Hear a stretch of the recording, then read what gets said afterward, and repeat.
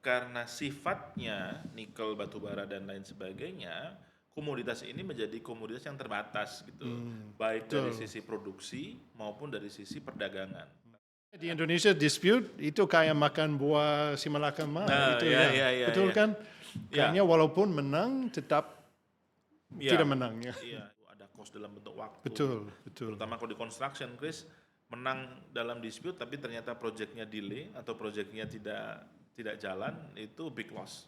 Even kita menang di Ya, pengadilan. Karena saya percaya kalau agreement nggak fair dan menimbulkan obstacle yang besar sekali buat counterpart kita, itu kemungkinan untuk dispute akan sangat tinggi. Di dalam proses pelaksanaannya, saya selalu menyampaikan eh, harus mempersiapkan segala sesuatu seolah-olah ini akan berakhir di meja pengadilan, ini akan berakhir di meja arbitrase.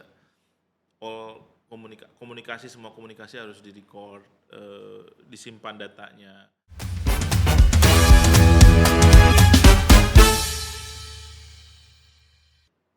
Hai guys, selamat datang hari ini di Deal Street Cafe. Hari ini saya sangat senang, saya sama Pak Dendi, Managing Partner dari salah satu kantor hukum yang top di Indonesia. Dan hari ini kita akan bahas pendirian smelter di Sulawesi. Halo Dendi. Thank you, terima kasih Chris. Ini jadi 100% dalam bahasa Indonesia ya. Ya, Oke. cobalah ya. Ya. Obrolan kita hari ini itu khususnya buat rekan-rekan yang Ya. kerja di in-house council Ya. di salah satu smelter. Oke. Karena ada banyak masalah untuk pendirian smelter, Ya. yaitu mungkin masalah tenaga kerja, supply, nikel misalnya, untuk perizinan, dan ya selain itu ada masalah yang lainnya Pak ya Dendi. Ya, terima kasih Chris. Jadi kalau kita bicara in-house counsel, ada 3 hal paling tidak yang harus dipahami. Yang pertama adalah basic understanding untuk masalah korporasi.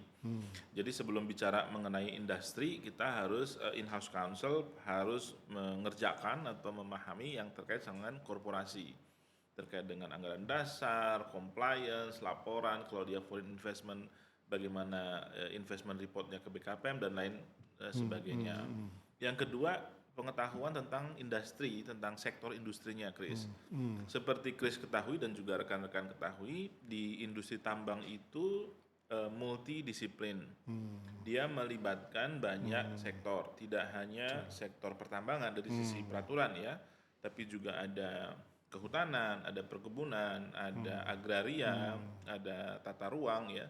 Jadi harus memahami juga karena bisa jadi dari sisi hukum pertambangannya sudah comply, sudah patuh, tetapi ada aspek hukum yang lainnya yang tidak diketahui. Ya, kayaknya masalahnya kayak Oke. banyak banget. Kalau misalnya ada loker di salah satu perusahaan smelter dan saya dapat posisi itu, Ya.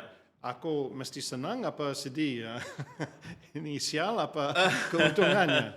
Ya, tentu semakin besar tantangan, tentu akan semakin besar reward. Reward bisa dalam bentuk commercial reward atau kepuasan karena kita mengatasi permasalahan. Tetapi sebetulnya tidak hanya industri smelter saja, di hampir semua industri yang sifatnya ekstraktif, Chris, itu juga pasti akan mengalami kompleksitas yang hampir betul. sama. Tidak hanya di pertambangan, Ya. di perkebunan, di sawit, di batu bara. Gara-gara pasal 33.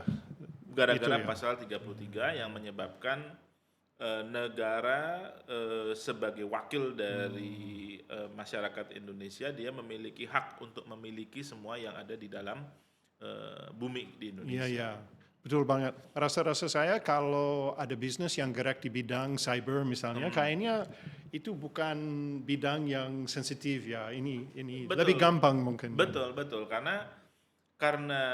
Karena sifatnya nikel, batu bara dan lain sebagainya, komoditas ini menjadi komoditas yang terbatas gitu. Baik dari sisi produksi maupun dari sisi perdagangan, tata niaganya akan ada banyak batasan. Kenapa? Ya karena ini menguasai kepentingan banyak orang, menguasai hajat hidup banyak orang. In-house counsel sering mesti menangani masalah tenaga kerja ya. Kenapa ya di Indonesia kayaknya lebih sering di Indonesia daripada negara lainnya? Rasa-rasa saya ada masalah dengan tenaga kerja ya Dendi. Iya. Kenapa itu? Eh, Pertama di Indonesia hak tenaga kerja itu diadvokasi dengan baik oleh pemerintah dalam bentuk undang-undang.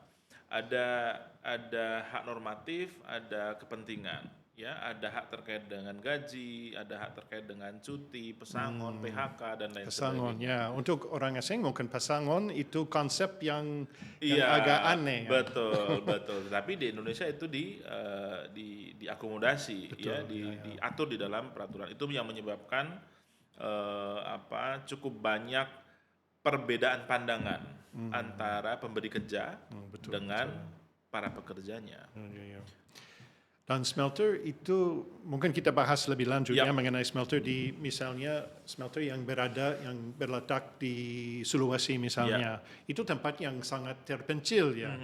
So ada masalah hukum apa ya terkait dengan fakta itu? Ya, ada beberapa, Chris. Yang pertama terkait dengan apakah lokasi smelter itu berada di kawasan hutan atau bukan. Karena secara umum smelter bisa saja lokasinya bersamaan berada di kawasan pertambangan atau dia juga bisa bikin yang terpisah, standalone, ya. Jadi pertama, apakah itu di kawasan hutan atau bukan. Yang kedua, apakah lokasi di mana smelter itu akan dibangun itu tanahnya dimiliki oleh seseorang, suatu company. Tanahnya apakah tanah yang sudah terdaftar, registered land, ataukah tanah yang belum terdaftar. Masing-masing jenis tanah akan memberikan kompleksiti yang berbeda-beda. Yang selanjutnya adalah infrastruktur dan utility. Kalau misalnya klien akan bangun smelter facility di Pulau Jawa, relatif tidak akan terlalu pusing untuk memikirkan masalah utility.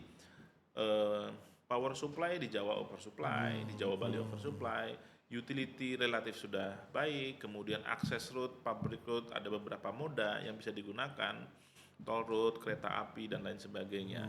Untuk pelabuhan di Indonesia juga sudah ada beberapa pelabuhan. Kalau itu dibangun di luar Pulau Jawa, tantangan akan berbeda karena utility-nya juga tidak sama. Utility supply antara di Pulau Jawa dan di Sulawesi misalnya tentu gap-nya cukup besar. Gap itu tidak bisa mengharapkan pemerintah yang membangun. Jadi si investor yang harus membangun. Jadi kalau misalnya ada investor akan bangun smelter di Sulawesi, dia tidak hanya bangun smelter, tapi dia harus bangun utility supply-nya, dia harus bangun power-nya, dia harus bangun water processing facility-nya, dia harus bangun pelabuhan dan lain sebagainya. Jadi beda. Dan mungkin in-house counsel itu mesti ke situ ya ke lapangan kalau ada masalah tertentu dia mesti ke lapangan. Betul. Jadi in-house counsel di smelting company atau di pertambangan itu bukan in-house counter metropolitan, bukan yang hanya di kantor saja, tapi dia harus lihat suatu saya sebenarnya kalau boleh omong jujur ya, saya banyak teman yang pernah kerja di kantor hukum, tapi berat banget ya. Bukan adkola, bukan tapi kantor hukum yang lain. Karena kerja sampai proyek udah selesai. Tapi in-house counsel banyak milih itu karir dalam perusahaan swasta karena di situ jam 5 ya wis jam 5 udah angkat kaki udah pulang. Tapi kalau kerja di perusahaan smelter mungkin nggak bisa begitu ya, pulang jam 5 mesti agak sulit ya. Secara umum mungkin ada smelter yang tetap mempertahankan jam kerja untuk supporting staffnya sesuai dengan jam kerja normal. Ada juga yang by shift, ada juga yang mungkin karena dia di remote mungkin 3 minggu stay di sana tanpa breaknya 1 minggu, bermacam-macam arrangementnya, Chris. Tapi bisa titip orang ADCO situ kan di lapangan.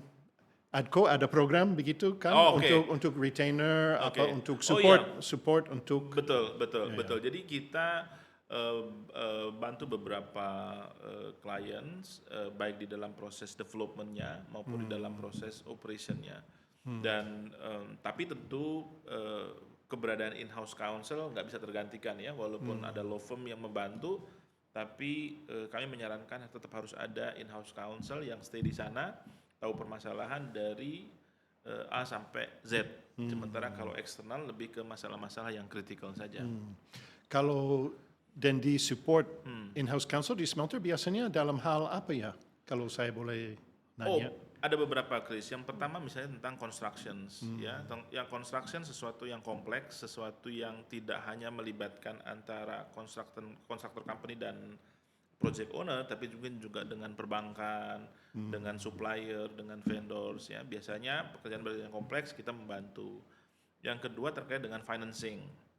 Ada beberapa lenders yang dia mensyaratkan untuk semua proses ini harus dihandle oleh pihak independen. Jadi tidak mau dihandle oleh borrowersnya. Ada juga misalnya dispute. Dalam hal terjadi dispute, karena dispute bisa saja ada satu dispute yang membutuhkan tim yang besar. Misalnya ada dokumen yang banyak yang harus kita periksa gitu ya. Di sana biasanya ada beberapa company yang dari sisi kapasitas, jumlah ya tidak mencukupi untuk bisa mengerjakan dispute secara internal. Mungkin Dendi pernah sempat makan buah itu ya, apa namanya? Buah simalakama ya.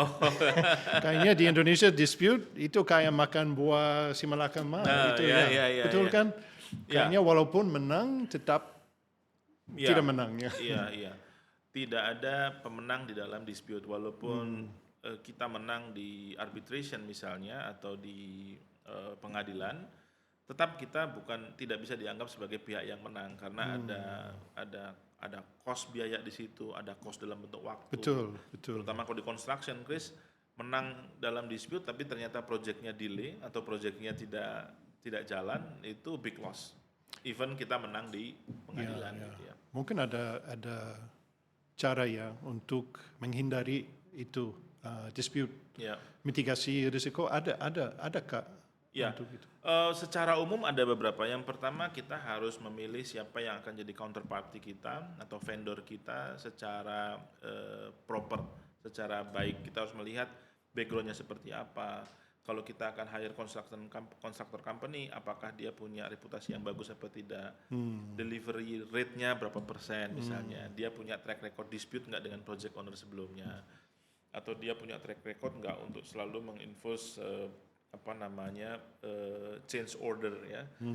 Ini change order of variation cost ya. Karena kalau misalnya dia punya reputasi semacam itu, jadi potensi untuk ada perbedaan hasil pekerjaan akan besar. Kalau kita sudah cek background dari counterpart kita, kita harus pastikan bahwa agreement-nya sempurna. Sempurna di sini tidak hanya 100% protect, 100% melindungi kepentingan kita, tapi agreement ini harus workable bagi kedua belah pihak ya. Tidak hanya 100% ke kita saja, tapi juga harus fair. Karena saya percaya kalau agreement nggak fair dan menimbulkan obstacle yang besar sekali buat counterpart kita, itu kemungkinan untuk dispute akan sangat tinggi. Yang ketiga, tadi yang pertama background check, yang kedua pastikan agreement-nya proper. Yang ketiga, di dalam proses pelaksanaannya, saya selalu menyampaikan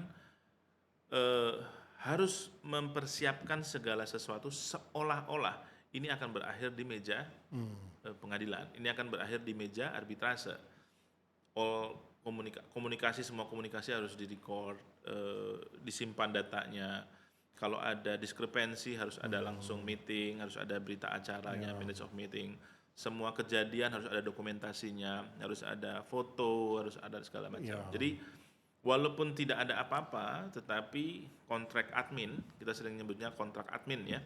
Kontrak admin harus merekam semua kegiatan seolah-olah kita akan berakhir di dalam pengadilan, di dalam arbitrase. Jadi all documents harus di-record. Tapi walaupun kita melewati proses itu, tetap ada risiko kan?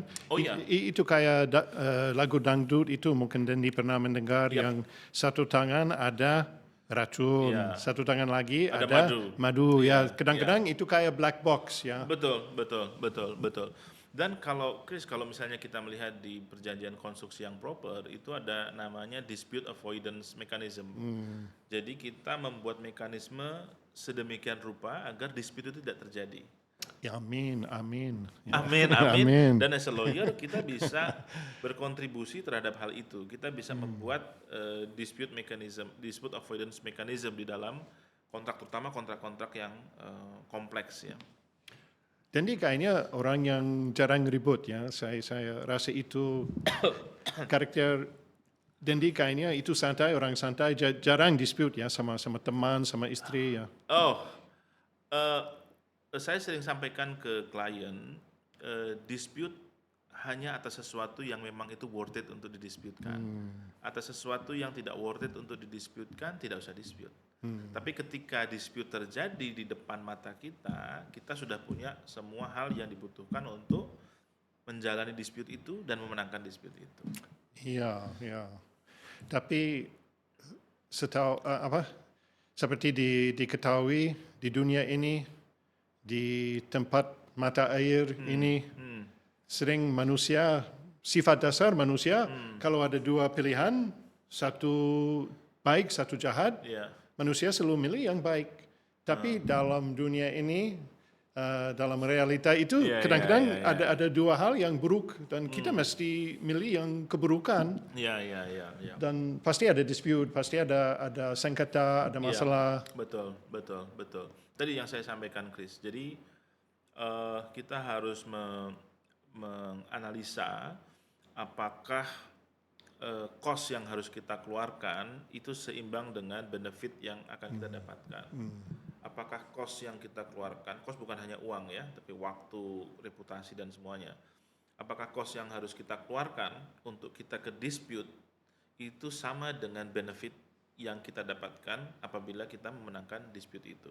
Kalau ternyata nggak balance, ya kita jangan lalu itu. Tapi kalau ternyata no other options, kita dicurangi, ya, atau ini kita represent uang publik misalnya, publik meminta kita untuk secara aktif melakukan recovery dengan cara gugatan misalnya, dalam hal semacam itu no other option, ya kita harus jalani dispute itu. Tapi selama itu tidak bisa diselesaikan secara amicable. In-house counsel menghadapi sengketa apa ya biasanya yang ada satu macam dispute yang sering kali in-house counsel menghadapi? Masalah kontrak, apa masalah tenaga kerja? Hampir semuanya in-house counsel adalah orang pertama yang menghadapi dispute itu sebelum ada external counsel kan. Kami posisinya sebagai external counsel. Semua macam dispute pasti akan masuk dulu ke mejanya in-house counsel, mulai dari tenaga kerja, mulai dari tanah, mulai dari kontrak. Mereka menjadi kayak project manager ya untuk kasus-kasus itu. Betul. Ada beberapa yang dilakukan secara internal, ada beberapa yang kemudian mereka meminta external counsel untuk masuk dan membantu mereka. Dan mereka memiliki panel ya untuk menggunakan jasa hukum ya. Betul. Karena gini Chris, tidak semua satu lawyer tentu dia tidak mungkin menguasai semua macam industri. Betul. Misalnya ada lawyer yang jago bankruptcy. Pasti mungkin dia jago di bankruptcy, tapi belum tentu dia jago tentang construction misalnya, atau jago tentang banking dispute misalnya, atau jago tentang criminal litigation misalnya. Jadi memang harus berhati-hati ketika memilih panel, harus yang juga mengetahui industrinya. Oke, terima kasih Dendi untuk Sama-sama, kehadiran Chris. hari ini dan kalau orang mau nanya lebih lanjut, boleh kan kontak Dendi lewat email untuk bahas ya. Chris. Silakan. Ya, terima kasih atas kehadiran di Cafe Deal Street Cafe dan ya, thank you Dendi for coming. Terima kasih Chris. Oke, dan sampai jumpa. Sampai Terima jumpa. kasih. Ya.